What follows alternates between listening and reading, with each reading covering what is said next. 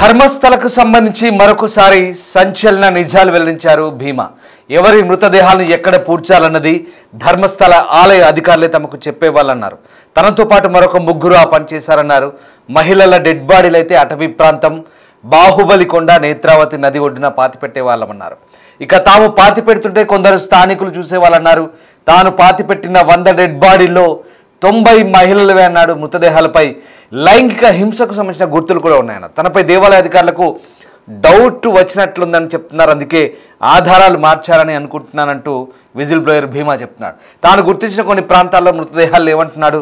అందుకే సిట్ కూడా తనను నమ్మడం లేదంటూ మాట్లాడుతున్నాడు. అస్థిపంజరాలు తనకు కళ్ళు వచ్చేవని ఆ పశ్చాత్తాపంతోనే ఇప్పుడు బయటకు వచ్చానంటున్నాడు భీమా. ఎప్పటికైనా తన ప్రాణాలకు ముప్పు ఉందని తెలుసు అంటూ భీమా వ్యాఖ్యానించడం ఇప్పుడు కలకలం రేపుతోంది. మొత్తం మీద ధర్మస్థలకు సంబంధించి అనేక ఆసక్తికర అంశాలు వెలువడుతుంటే మరోవైపు విజిల్ బ్లోయర్గా మారిన మాజీ పారిశుద్ధ్య కార్మికుడు భీమా చెప్తున్న అంశాలు ఇప్పుడు మరింత ఆసక్తిని రేపుతున్నాయి. ధర్మస్థల్లో తాను చూపించిన ఆధారాలకు సంబంధించి పూర్తిస్థాయి అవశేషాలు కానీ ఆధారాలకు తగ్గట్టుగా దొరకపోవడంతో సిట్ తనను నమ్మడం లేదంటూ ఈ ధర్మస్థల వ్యవహారంలో కీలకంగా మారిన భీమా అనే పారిశుద్ధ్య కార్మికుడు చెప్తున్నాడు. కర్ణాటకలోని ప్రముఖ క్షేత్రమైన ధర్మస్థల సామూహిక ఖననాల కేసు ఊహించని మలుపు తిరుగుతోంది. పారిశుద్ధ్య కార్మికుడిగా విధులు నిర్వహించే సమయంలో ధర్మస్థల్లో వందలాది శవాలను తాను ఖననం చేశానంటూ ప్రకటించుకున్న ఒకప్పటి పారిశుద్ధ్య కార్మికుడు భీమా, అంటే స్థానికులు పిలుస్తున్న పేరది. సో మీడియా ముందుకు వచ్చాడు. ధర్మస్థల్లో అవశేషాల కేసులో ప్రభుత్వం ఏర్పాటు చేసిన దర్యాప్తు బృందం సిట్ అధికారులు తనని నమ్మడం లేదంటూ తాను వారిని నమ్ముతున్నానన్నారు. అంతేకాదు తాను ఖననం చేసిన వారి అస్థిపంజరాలు తన కలలో కూడా వచ్చేవంటూ సంచలన వ్యాఖ్యలు చేశారు. ధర్మస్థల కేసు పురోగతిపై పారిశుద్ధ్య కార్మికుడిని జాతీయ మీడియా ఇంటర్వ్యూ చేసింది. ఆ ఇంటర్వ్యూలో కీలక అంశాలను బహిర్గతం చేశాడు. ధర్మస్థల్లో 1995-2014 మధ్య కాలంలో తాను పారిశుద్ధ్య కార్మికునిగా పనిచేసే సమయంలో 100 మంది బాధితుల మృతదేహాలను ఖననం చేశానన్నారు. ఆ మృతదేహాలపై హింస, లైంగిక దాడి జరిగిన ఆనవాళ్లు ఉన్నాయన్నారు. మృతదేహాలు త్వరగా కుళ్ళిపోయేలా చేసింది. కొందరిని నేత్రావతి నది ఒడ్డున ఖననం చేశానని, మృతదేహాలను ఖననం చేయాలని ఆలయ ప్రతినిధులు తమకు ఆ పనిని పురమాయించేవారని చెప్తున్నాడు.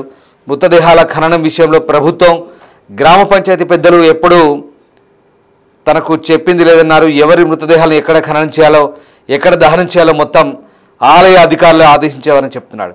ఇక ధర్మస్థల దేవాలయం అధికారుల ఆదేశాలకు అనుగుణంగా తాము మృతదేహాలను ఖననం చేసే వాళ్ళమని, పూడ్చిపెట్టే వాళ్ళమని, ఈ పనిలో తనతో పాటు మరొక ముగ్గురు పాల్గొన్నారని చెప్తున్నాడు. మహిళల మృతదేహాలను శ్మశాన వాటికలు కాకుండా అడవుల్లో అలాగే పాతబడ్డ రోడ్లు, నదీ సమీపంలో పాతిపెట్టే వాళ్ళమన్నాడు. ఇక తాను బాహుబలి కొండలపై ఒక మహిళను, నేత్రావతి స్నానఘాట్లో దాదాపు 70 మృతదేహాలను ఖననం చేశానని చెప్తున్నాడు. తాను చెప్పిన స్పాట్ నెంబర్ 13లో సుమారు 70 నుంచి 80 మృతదేహాలు ఉన్నాయంటున్నాడు.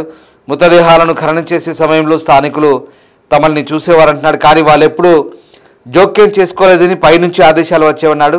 మృతదేహాలను ఖననం చేసేవాళ్ళమని, అదే తమ పని అంటూ విజిల్ బ్లోయర్ చెప్తున్న అంశాలు ఇప్పుడు మైండ్ బ్లాక్ అవుతున్నాయి. ఒక రకంగా ఈ అంశాలన్నీ కూడా ఆసక్తికరంగా మారుతున్నాయి. ఖననం లేదంటే దహనం చేసిన మహిళల, ఎక్కువగా యువతులు, బాలికల మరణానికి కారణాలు ఏంటన్నది తాను చెప్పలేదు. అయితే ఆ మృతదేహాలపై హింస, లైంగిక దాడికి సంబంధించిన స్పష్టమైన సంకేతాలు ఉన్నాయంటున్నాడు. కొన్ని మృతదేహాలపై స్పష్టమైన గుర్తులున్నాయని, వారిపై దాడి జరిగినట్లు అనిపించిందని చెప్తున్నాడు. ఇక బాధితులపై లైంగిక దాడి జరిగిందా లేదా అన్నది వైద్యులు మాత్రమే గుర్తించగలరని చెప్తున్నాడు. మృతదేహాల్లో పిల్లలు, వృద్ధులు ఎక్కువగా ఉన్నారని చెప్తున్నాడు. మహిళలు ఎక్కువగా ఉంటే ఖననం చేసినట్లు పేర్కొన్న 100 మంది మృతదేహాల్లో 90 మంది మహిళలే అని చెప్పడం ఇప్పుడు మరింత సంచలనం రేపుతోంది. ధర్మస్థల పరిసర ప్రాంతాల్లో అప్పుడు ఖననం చేసిన ప్రాంతాల వరకు ఆచూకీ కనిపించడం లేదంటున్నాడు.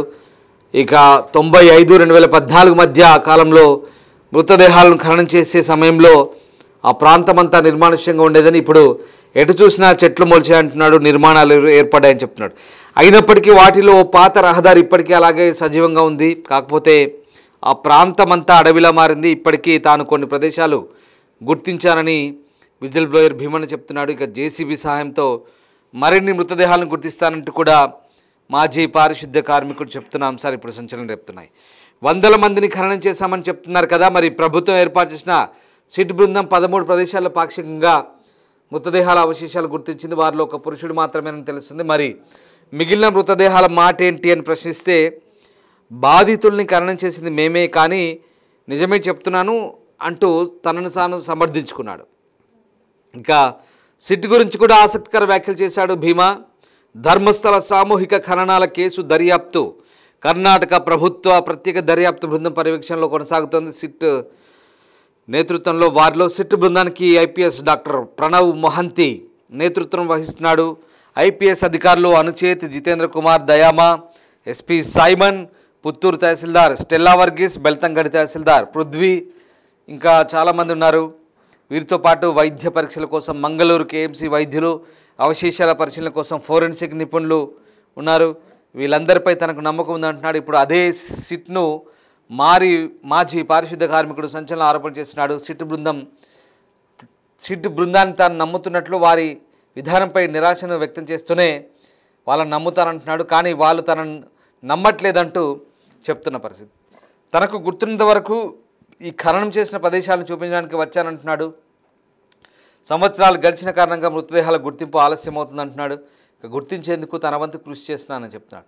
అవశేషాలు గుర్తించాలంటే జేసీబీ పనితీరులో వేగం పుంజుకోవాలంటున్నాడు. స్పాట్ 13తో పాటు ఇంకా 4 నుంచి 5 ప్రదేశాలను గుర్తించాల్సి ఉందంటున్నాడు. సిట్ బృందంతో తాను పనిచేసిన వారిని కూడా గుర్తించాలంటున్నాడు. వాళ్ళు వస్తే మృతదేహాల గుర్తింపు సులభం అవుతుందంటూ ఆయన చెప్తున్న పరిస్థితి. సో సిట్ బృందం పనితీరుపై అసంతృప్తి వ్యక్తం చేస్తూనే 2012లో ధర్మస్థల సమీప నిర్మానుష్య ప్రదేశంలో 17 ఏళ్ల సౌజన్య హత్య జరిగిన నాటి పరిస్థితులను గుర్తు చేసుకున్నాడు.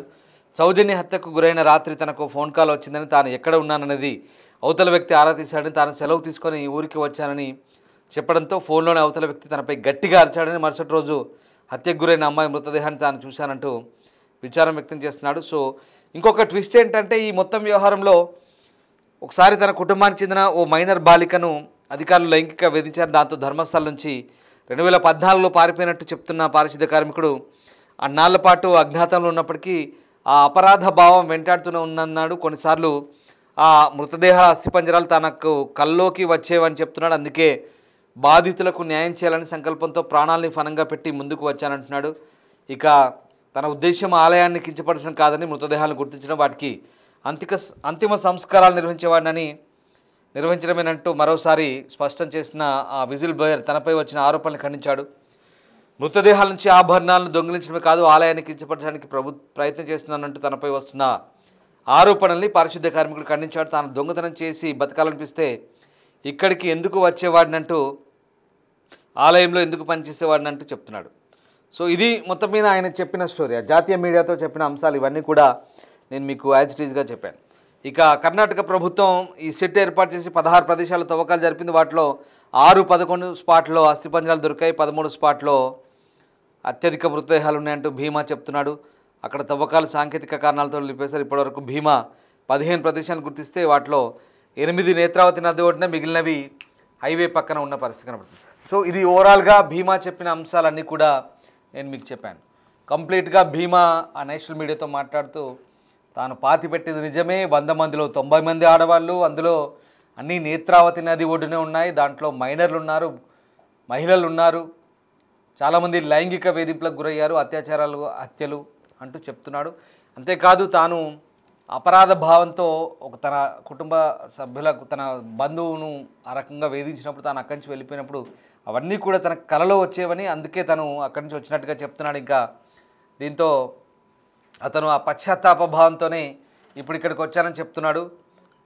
దీంతోనే ఇప్పుడు ఈ వివరాలన్నీ కూడా చెప్తున్నాను అంటున్నాడు. అంతేకాదు సిట్ పైన తనకు నమ్మకం ఉంది, కానీ సిట్ తనపైన నమ్మకం పెట్టట్లేదు అంటున్నాడు. సో మొత్తం మీద ఈ వ్యవహారం అంతా కూడా ఆసక్తిని రేపుతోంది. ఇప్పుడు ఈ భీమా చెప్తున్న విషయాలన్నీ కూడా చాలా ఇంట్రెస్టింగ్గా అనిపిస్తున్నాయి. కానీ అట్ ద సేమ్ టైం అవన్నీ ఆ వాస్తవాలనే కాదా అనేది తెలియాల్సింది. బట్ ఇంకొక విషయం ఏంటంటే 6-11లో మాత్రమే అస్థిపంజరం కనుక్కున్నారు. మరి భీమా చెప్పిన 13వ స్పాట్లో కనీసం 40 శవాలు ఉన్నాయని చెప్తున్నాడు, 40 అస్థిపంజరాలు ఉన్నాయంటున్నారు. మరి ఎందుకు అక్కడ 13 స్పాట్లో తవ్వట్లేదు, ఎందుకు ఆపేశారు అనేది కూడా ఇంట్రెస్టింగ్గా ఉంది. సాంకేతిక కారణాలు చెప్తున్నారు అక్కడ. సో దాంతో ఎందుకు ఆపరని నిజం. సో ఈ 13 కాదు, ఇంకో 4 చోట్ల అంటున్నాడు. సో ఓవరాల్గా ప్రస్తుతానికి ఈ వ్యవహారంలో ఇంకా ఏం చేయబోతున్నారు అసలు? ఈ వ్యవహారంలో సిట్ ఏం చేయబోతోంది, ఈ భీమా చెప్తుంది ఏంటి? సో ఇదంతా కూడా ఒక ఇంట్రెస్టింగ్గా ఉండబోతుంది. నిజంగా ఆ ప్రాంతంలో తను చెప్పినట్టుగా వందలాది శవాలు ఉన్నాయా? అప్పుడే నిజంగానే ఇవంతా కూడా మరి ఎందుకు ఆయన చెప్తున్న అంశాలన్నీ కూడా అంటే తాను దొంగతనానికి చేయడానికి వచ్చినప్పుడు ఇవన్నీ చేశాడంటూ తనపై వస్తున్న ఆరోపణలు కొట్టిపారేస్తున్నాయి. ఎందుకు అలా చేసేవాడిని అయితే ఇక్కడికి వచ్చేవాడిని అంటూ చెప్తున్నాడు. ఏదేమైనా ఈ వ్యవహారం అయితే ఇంకా కొలిక్కి రావట్లేదు. మరి ఇప్పుడు సిట్ ఏం చేయబోతుంది? ఇతను చెప్పిన అంశాల ఆధారంగా ఈ 13వ పాయింట్లో ఎప్పుడు తవ్వుతారు ఏంటనేది చూడాలి. దర్యాప్తు ముందుకు సాగుతుందా లేదా ఆగిపోతుందా? సో ధర్మస్థలలో ఈ రహస్యాలు బయటపడతాయా లేదంటే కేవలం రహస్యాలుగానే ఆరోపణలుగానే ఉంటాయా? Let's wait and see.